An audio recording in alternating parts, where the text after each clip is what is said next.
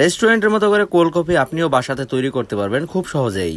আসসালামু আলাইকুম সবাইকে, সবাই কেমন আছেন? আশা করি সবাই ভালো আছেন। তো কোল্ড কফি তৈরি করার জন্য আমি এখানে প্রত্যেকটা ব্লেন্ডার জগে বরফ দিয়ে দিয়েছি 1 লিটার পানির। আমার হাতে যে গ্লাসটা দেখছেন এই গ্লাসের 8 গ্লাস কোল্ড কফি হবে আমার ব্লেন্ডার জগের 1 জগ, মানে 2 লিটার জগ। প্রত্যেক গ্লাস কোল্ড কফির জন্য আমি এখানে 2 চামচ করে চিনি দিয়ে দিব।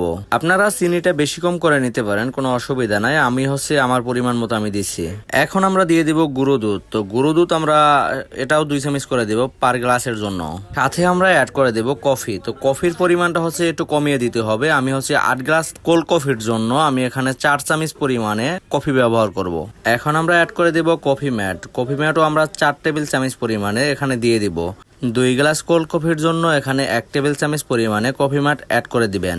সর্বশেষ এখন আমরা দিয়ে দিব পানি। তো এখানে হাফ লিটার পরিমাণে পানি অ্যাড করে দিব আমরা। এখন আমরা 2 মিনিটের জন্য ভালো করে ব্লেন্ড করে নিব।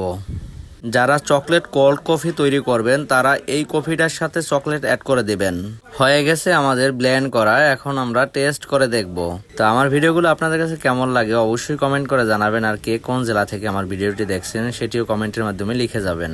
অবশেষে রেডি হয়ে গেল আমাদের কোল্ড কফি। এভাবে করেই আমরা মূলত রেস্টুরেন্টে কোল্ড কফিগুলো তৈরি করে থাকি। আর যারা চকলেট কোল্ড কফি তৈরি করতে চান তারা শুধু চকলেট অ্যাড করে দেবেন এটার সাথে, তাহলেই হবে। তো আজকের ভিডিওটি এই পর্যন্তই। সবাই ভালো থাকবেন, সুস্থ থাকবেন এবং আমার জন্য দোয়া করবেন। আর ভিডিওটি ভালো লাগলে অবশ্যই শেয়ার করে দিবেন।